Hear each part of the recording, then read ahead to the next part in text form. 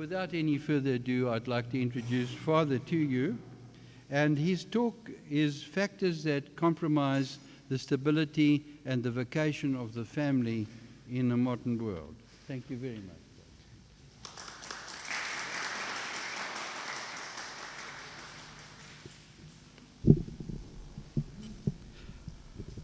It is a great pleasure for me to speak at this symposium dedicated to the theme of the family on a day of particular significance to the religious order of the Franciscans of the Immaculate, namely the feast of the Blessed Virgin Mary of Good Counsel. Devotion to the Most Holy Mother of Good Counsel was something very precious to St. Maximilian Mary Kolbe, and it is so also to us, who by God's grace are numbered among his spiritual posterity.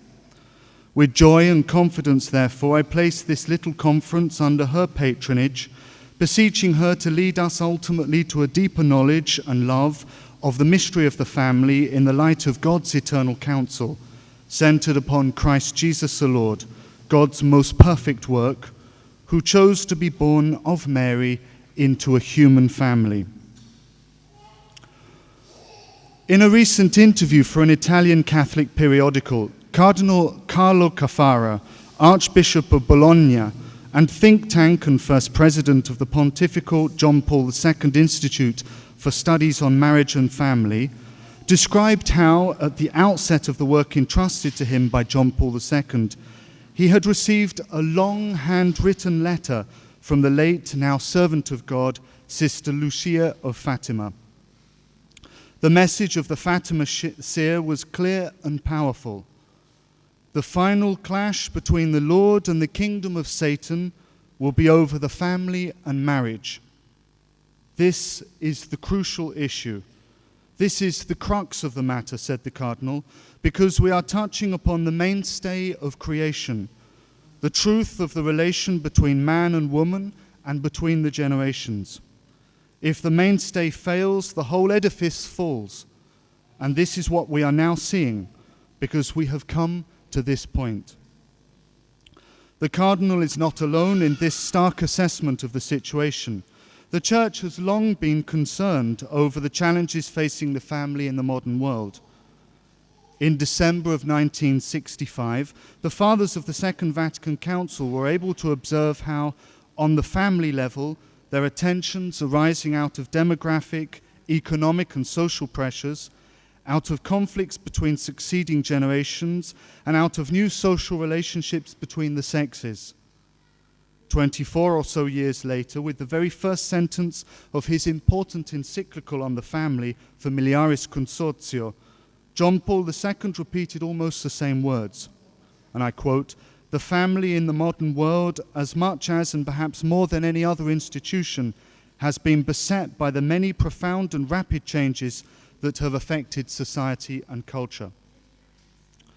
While taking care to note that the historical situation in which the family lives appears as an interplay of light and darkness, so in other words, not all darkness, and that even today many families, indeed the majority, live in a firm and faithful union, and this is so even in countries where the problem is most acute, the tone of magisterial and other ecclesiastical observations reflects an increasing preoccupation with the situation of the family in the modern world.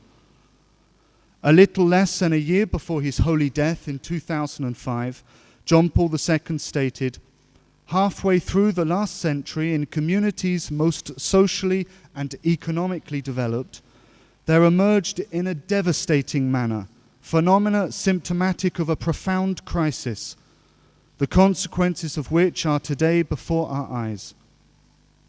Less than a month ago, finally, the Vatican agency Fides, associated with the Congregation for the Evangelization of Peoples, published a dossier report entitled simply, "The Crisis of the Family in Europe."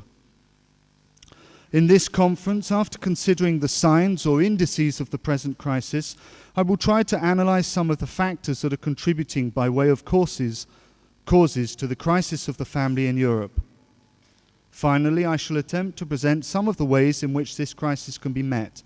Firstly, though it will perhaps be it will perhaps be helpful to reflect briefly upon the family as an entity in it and its place in the plan of God. Some fundamental considerations regarding the nature and vocation of the family.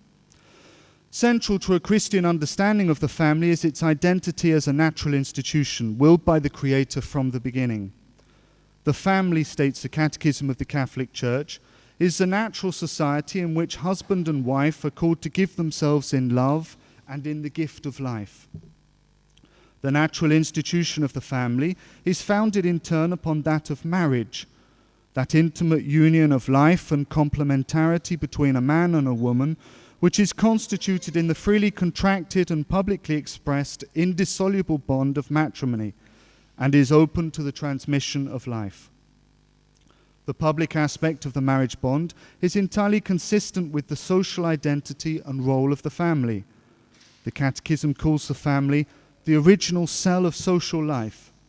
It is a patrimony of humanity, a fundamental social institution, the vital cell and pillar of society.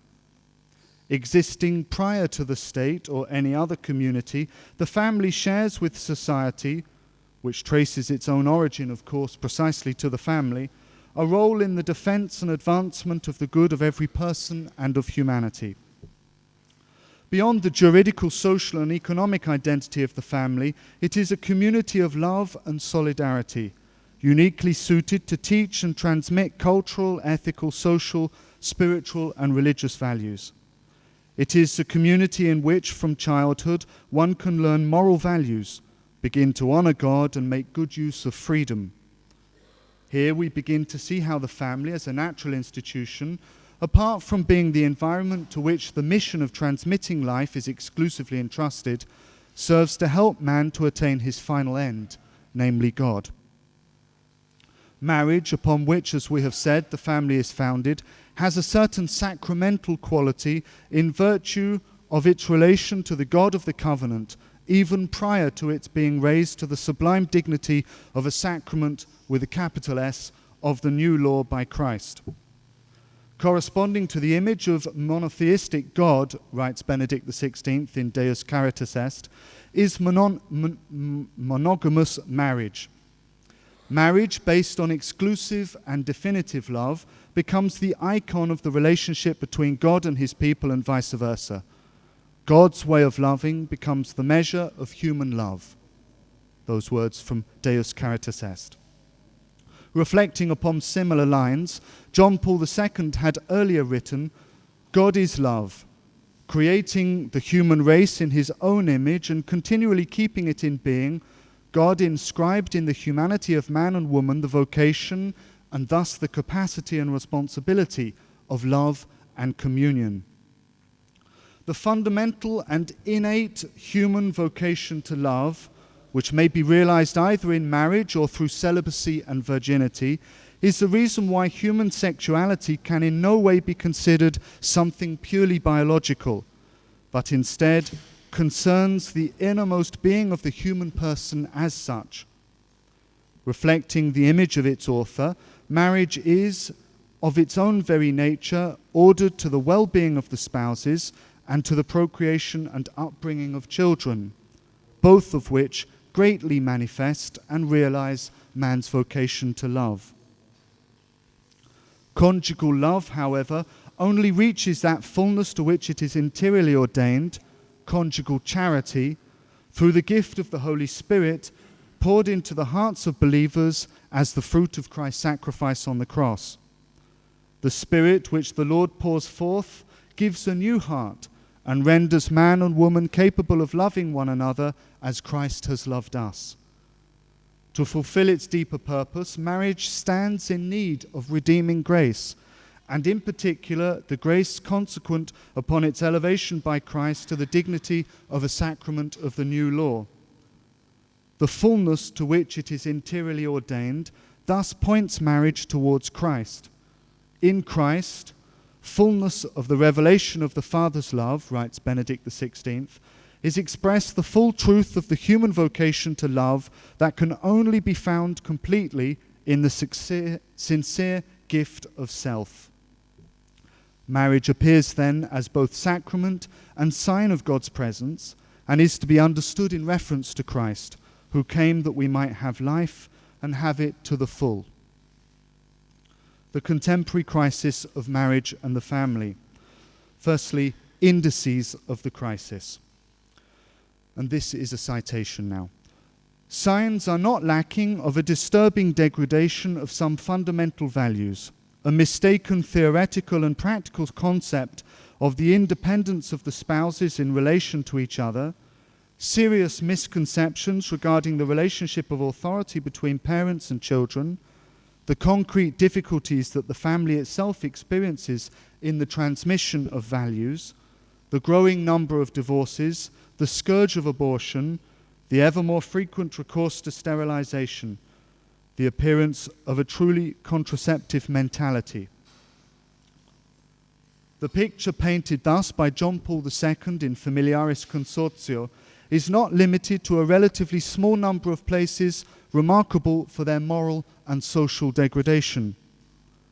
Writing on the state of the family in Europe, the late president of the Pontifical Council for the Family, Cardinal Alfonso López Trujillo, who died last Saturday, candidly admitted that with some surprise, we realized that despite our country's different histories and economic situations, they are experiencing an evolution towards the same deterioration of family values. Today, the family in Europe is often in a very fragile and precarious situation. The report on the evolution of the family in Europe, published by the Institute for Family Policies in May of last year and presented to the European Parliament, presents us with some very useful and up-to-date information with which we can discern something of the situation of the family in Europe today. Among the signs of a widespread contemporary crisis in family life, the IFP report highlights demographic changes such as the aging of Europe's population. Europe now has more elderly persons than children. In the period 1980 to 2005, Spain, Portugal and Italy have suffered something like a 40% fall in the proportion of their population less than 14 years of age. Ever fewer children are being born in Europe. In 2006, in the whole of Europe, there were less than 5.1 million births. This is a critical problem with wide-reaching consequences not only for the family but for the whole of society. In an address last year to the participants of a congress promoted by the Commission of the Bishops' Conferences of the European Community, Benedict XVI stated frankly, "Under the aspect of demography, one must unfortunately note that Europe seems to be traveling along a road that could lead to its disappearance from history." The demographic winter which Europe now faces, and I won't dwell on this at length because I know someone else will, is certainly contributed to by the terrible plague of abortion. According to the Fides dossier, every 25 seconds there is an abortion somewhere in the 27 member states of the European Union, while each day 3 schools are closed for want of children. Unquote. In 2004, almost 20% of all pregnancies were terminated. That is, approximately 1.2 million terminations, making abortion the primary cause of death in Europe. The total number of persons who die of illnesses of any sort does not equal the number killed by abortion. A further index of the problems affecting family life in Europe is the late age at which women have their first child, which in Europe is, on average, about 30 years of age. This is without doubt partly the result of easy access to abortion and abortifacients such as RU486, mifepristone. The use of contraception is also a major factor.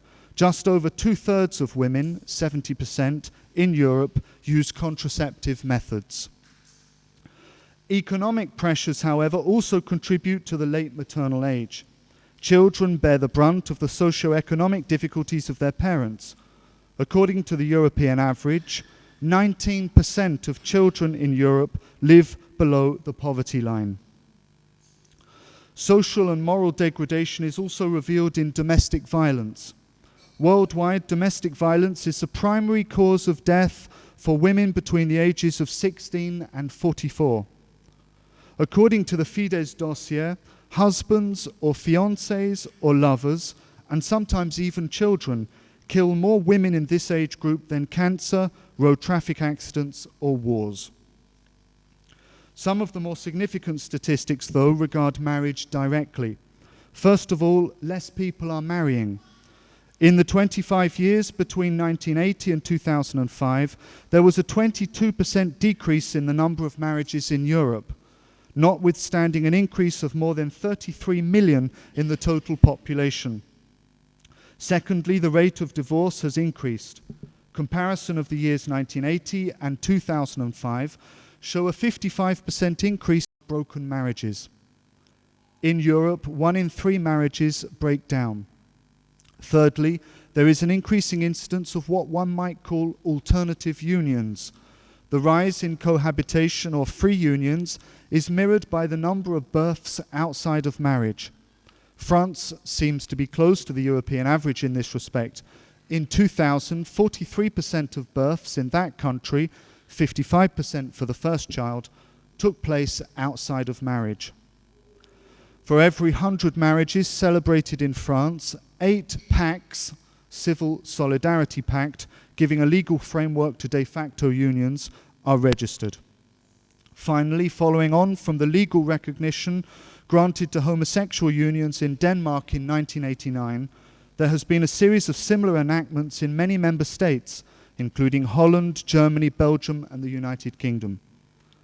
Other observations could, of course, be added to these, but what has been presented will suffice to show the reality and to some degree the gravity of the difficult situation in which the family finds itself in present-day Europe. Causes of the crisis. Turning now to consider the causes of the present sad situation, I propose, for the purposes of analysis, a classification under the headings of philosophical, political, cultural, and religious factors, while acknowledging at the same time the non-definitive nature of such a division and the marked and complex interaction that there is between factors listed under one or another heading. Firstly, then, philosophical factors. A detailed analysis of the progress and development of Western thought over the important period of the second millennium is beyond the scope of this conference. Yet we cannot pass in complete silence over a factor so important and in generating and, for us, in understanding the contemporary scene. Referring to the indisputably gifted but misled 17th century French philosopher and mathematician René Descartes, John Paul II wrote, "Though the father of modern rationalism certainly cannot be blamed for the move away from Christianity, it is difficult not to acknowledge that he created the climate in which in the modern era such an estrangement became possible.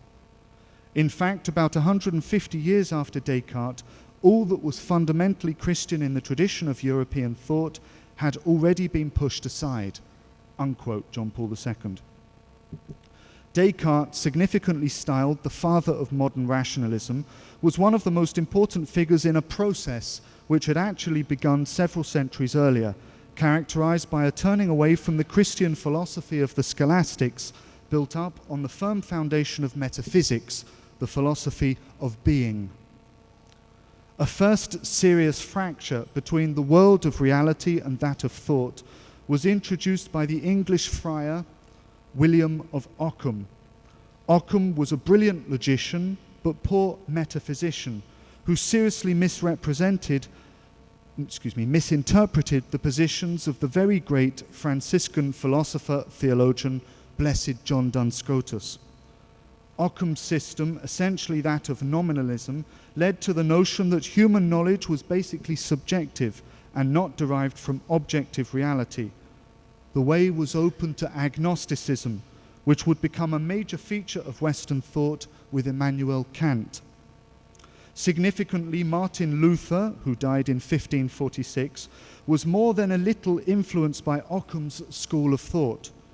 He would one day call the philosopher "my teacher," Traces of nominalism, as well as a distinct antipathy towards metaphysics and scholastic thought in general, were to mark the thought of the reformers of the 16th century.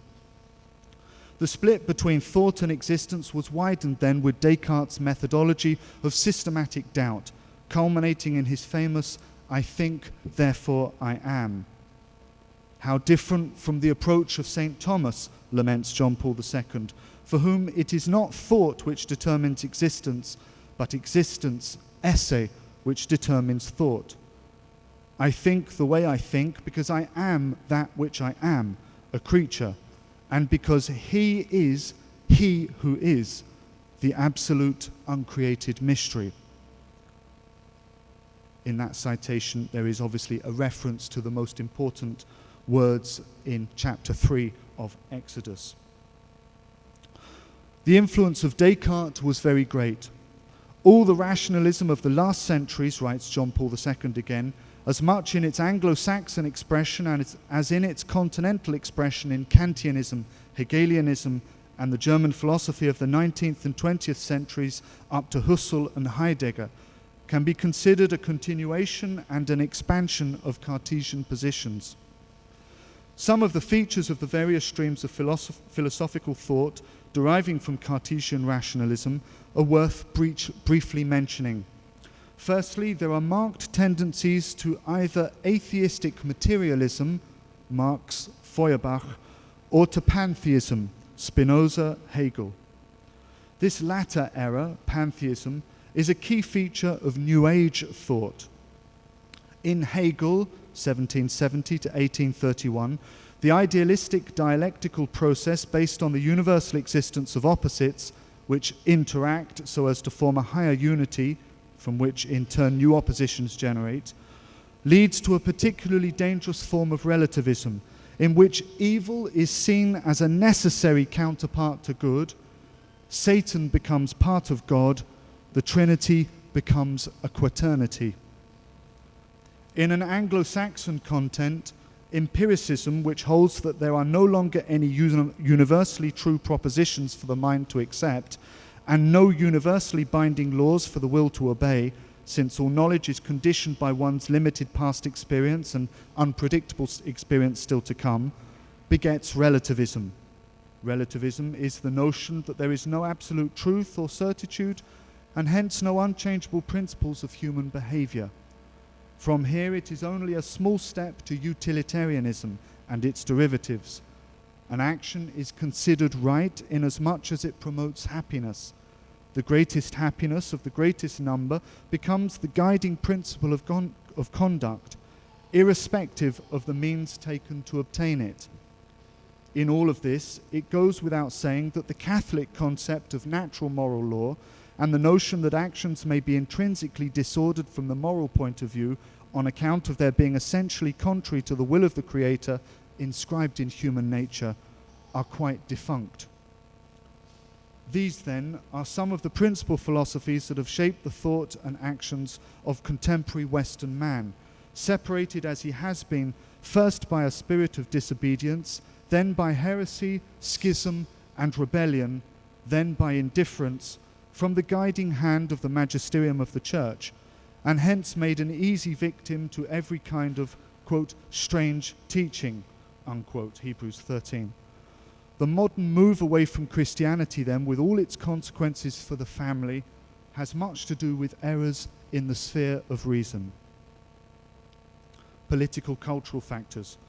The gradual decay of Western thought, however, was paralleled by changes in the socio-political structure of Europe.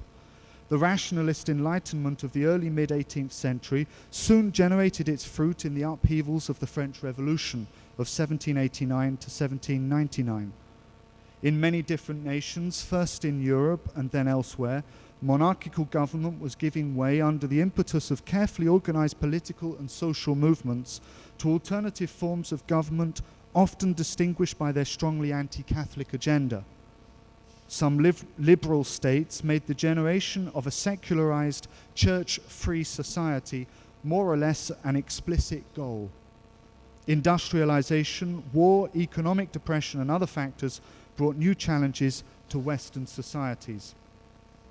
By the time we arrive at the latter half of the 20th century, we see a complex picture in which family life in Europe, already weakened by a far-reaching process of de-Christianization and secularization, is able only with great difficulty to withstand or resist the pressures imposed upon it by contemporary society. One of the most significant difficulties faced by the contemporary family results from the tendency to redefine the very concept of marriage. Here, I believe, we see in operation an important principle, namely that what is good or bad for marriage is good or bad for the family, since the family is founded upon and shaped by marriage.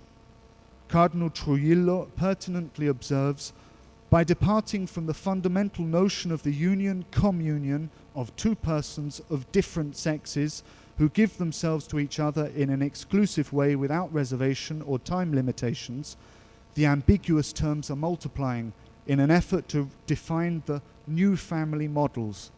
Thus one speaks of the single-parent family, recomposed family, de facto unions, or even homosexual family.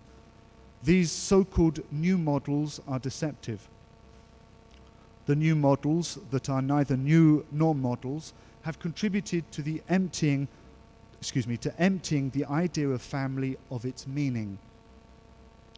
The process by which the family constructed along traditional lines comes to be seen as just one among many equally valid choices regarding interpersonal and social relations, has been powerfully helped by legislation at the European level.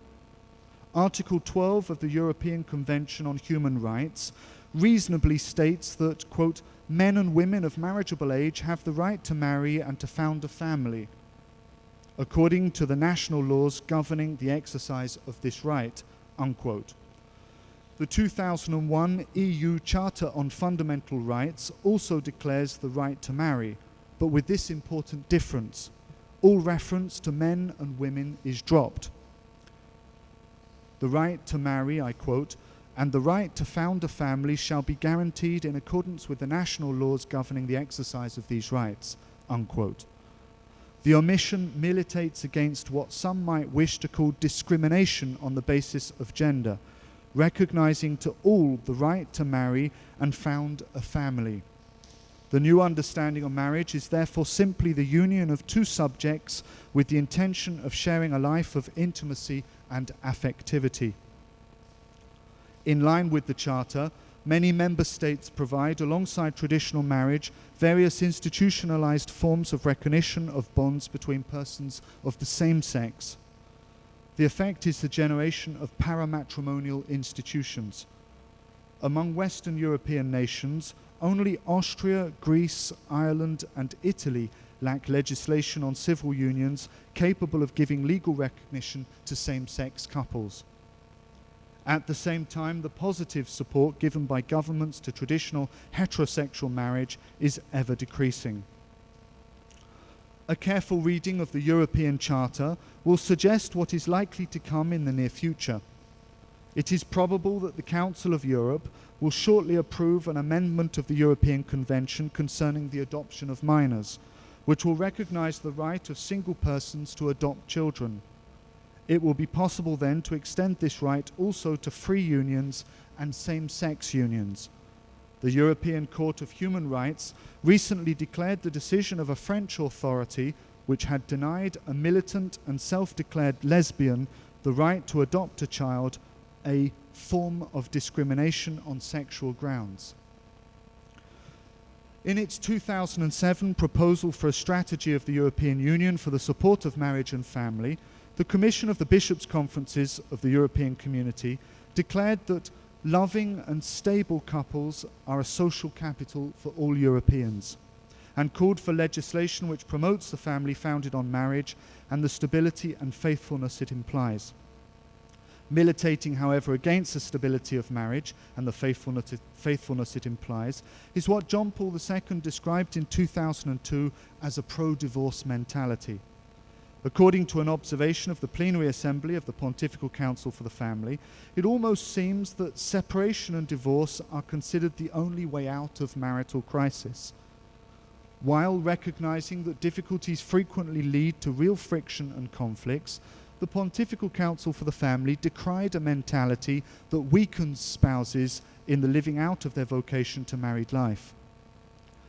And I quote, "Giving up without a struggle is becoming far too common, whereas a strong faith might enable couples to overcome even serious difficulties." Turning then to consider the causes of this pro-divorce mentality, the Pontifical Council lists with simplicity economic difficulties and the breakup of families they create, a false concept of freedom, the fear of commitment, the practice of cohabitation, the trivialization of sex, sexual promiscuity and lifestyles, women's fashions, films, TV sitcoms, etc. Unquote.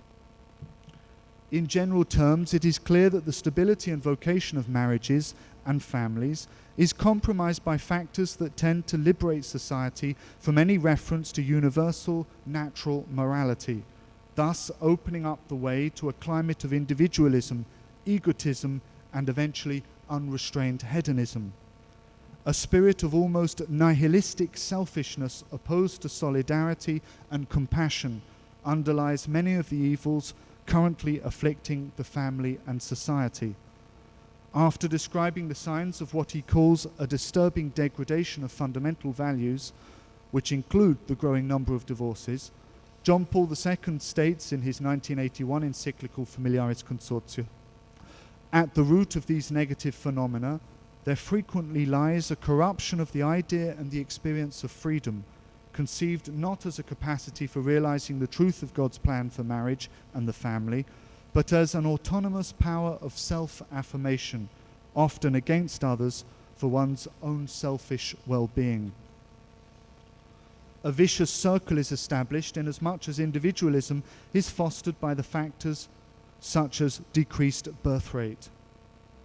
Commenting on the demographic crisis faced by Europe today, the Holy Father noted that apart from putting economic growth at risk, this can also cause enormous difficulties for social cohesion and above foster a dangerous individualism heedless of future consequences. One can almost think that the European continent is in fact losing trust in its own future. Special mention must briefly be made of sex education. A basic right and duty of parents, sex education has meaning only to the extent that it takes place in the wider context of education in love as self-giving, to use an expression of John Paul II. That Holy Pontiff clearly affirmed the Church's opposition to an often widespread form of imparting sex information dissociated from moral principles, which amounts to an introduction to the experience of pleasure and a stimulus leading to the loss of serenity by opening the way to vice. Religious factors. It must be said that among the difficulties faced by families in the modern world is to be numbered some failure on the part of some ministers of the Church to provide Catholic families with the assistance due to them as members of the faithful, ransomed with the precious blood of Christ, a lamb without blemish or spot. A climate of widespread confusion in the area of faith and morals is much the fruit of the manifold errors of modernism, which is anything but dead among the ministers of the Church and her professional theologians. The problem is compounded by a widespread attitude of legitimate dissent in respect of the pronouncements of the Church's magisterium in matters of faith and morals. The fields of moral and pastoral theology are among those that have suffered most acutely in the years following the Second Vatican Council. At the practical level, these problems translate here and there into deficiencies in the doctrinal and spiritual formation of priests, ambiguous teaching, inappropriate silence, a diminution in the quality and quantity of catechetical formation of both the young and adults, these latter in the context of sacramental preparation, for example, and so on.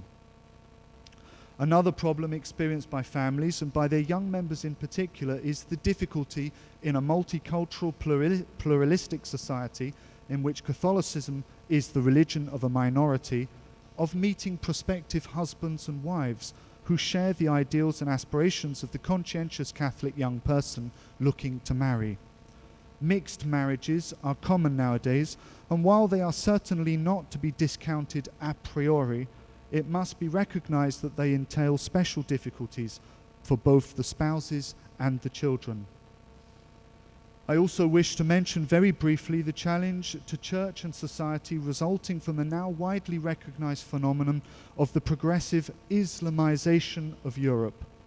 Inasmuch as the rise of Islam in Europe, as anywhere else in the world, brings with it the eradication of Christian faith and culture, in which monogamous marriage, assisted and elevated by the grace flowing from the sacramental dispensation of the Church, occupies a key place, such a phenomenon cannot fail to have an impact on the family. The problem is a real one. Recent statistics declare that the most common name given to newborn baby boys in Belgium is now Mohammed. Synthesis and some proposals for action. The challenges facing families in Europe are then very great. The key issue appears to be marriage and the family considered in themselves.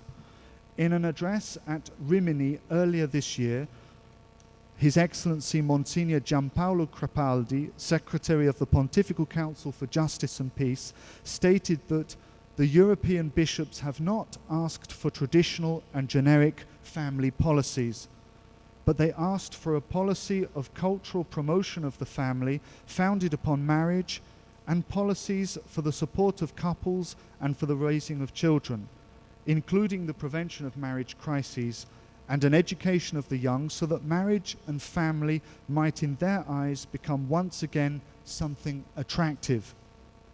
There seems to me to be a significant change of leaning, he continues. We certainly do need policies for the home and a financial system that doesn't make a child a luxury.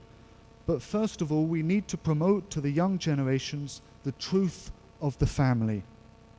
The bishops of Comice, if I can say it like that, in fact, in their 2007 proposal, point out that, quote, it is in Europe's general interest to support and strengthen that stable and responsible relationship between a man and a woman, of which marriage is the ideal expression, unquote. This, then, is the task set before us, to defend, support and promote, using every legitimate means, the related institutions of marriage and the family. There are many ways in which this might concretely be realized. For the sake of simplicity, we may divide them in relation to the Church. Very briefly then, some of them. This is more or less a list now. Outside of the Church, the battle for the defense of marriage and the family requires concerted effort at the level of political bodies and Catholic organizations. These need the support of the Catholic hierarchy.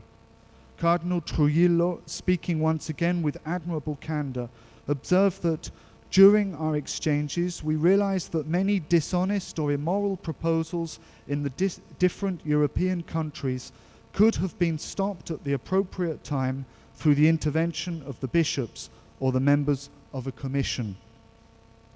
The Commission of the Bishops' Conferences of the European Community represent one example of such an initiative. In their proposal for a strategy for the European Union for the support of marriage and family, they highlight a number of areas requiring action at the level of the European Union. Some of the strategies they recommend in support of marriage are support and promotion training for premarital couples and enrichment programs for married couples, such as couple communication training and stress prevention programs.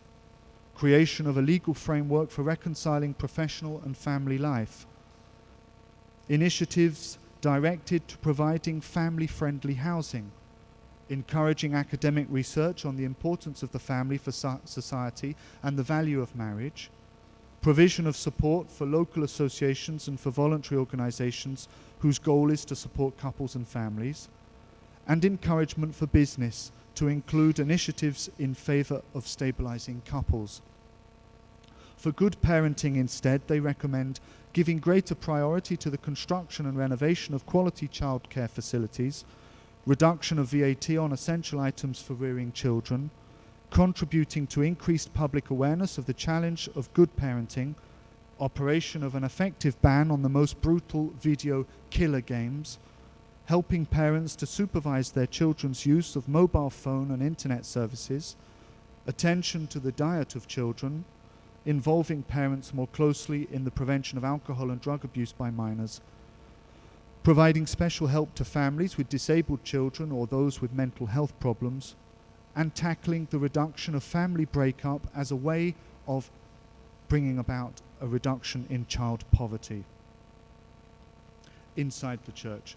In his document on the family and life in Europe, Cardinal Alfonso López Trujillo stated, "Enough emphasis can never be put on the central character of the pastoral care of the family within the general framework of the work carried out by the bishops' conferences and in the diocese." Unquote. This pastoral care of the family will be translated into quality marriage preparation, which of course itself is remote and proximate. Remote in as much as quality marriage preparation begins, of course, precisely in quality families, and proximate in good catechetical programs at the level of parishes or deaneries or whatever it might be. Also important and stressed by the Pontifical Council for the Family is the witness and involvement at the level of individual families of other families who are firmly founded and rooted in their Catholic tradition. Families, as it were, have a strong role in supporting and assisting families.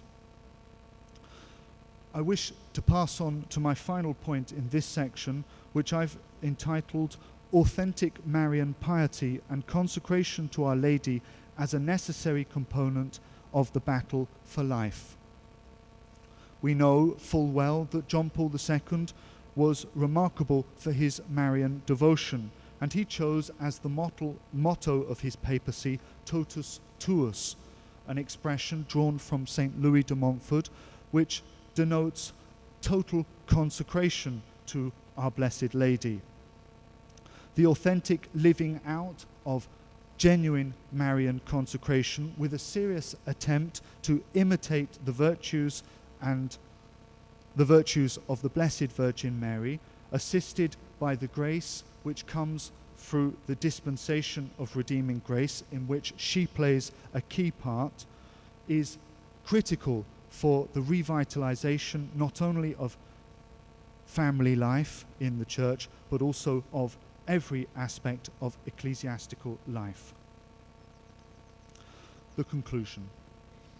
According to the well-known expression of John Paul II, the future of humanity passes by way of the family. 20 years after writing these words, the same Holy Father, writing on the family at the beginning of 2001, noted in his apostolic letter Novo Millennio Innuente that today this fundamental institution is experiencing a radical and widespread crisis.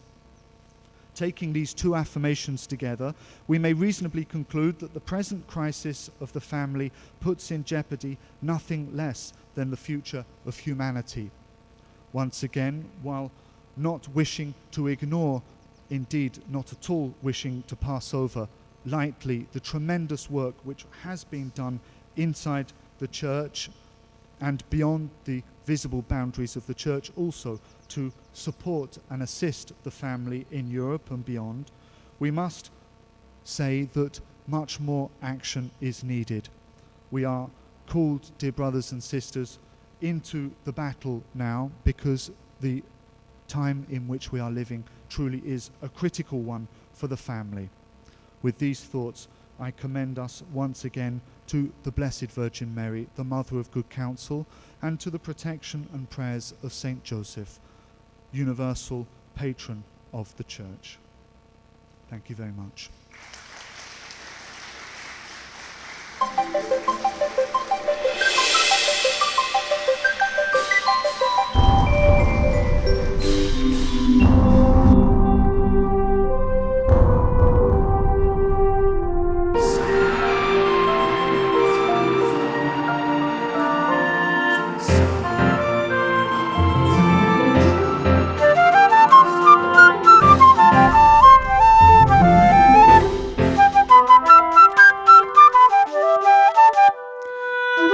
Thank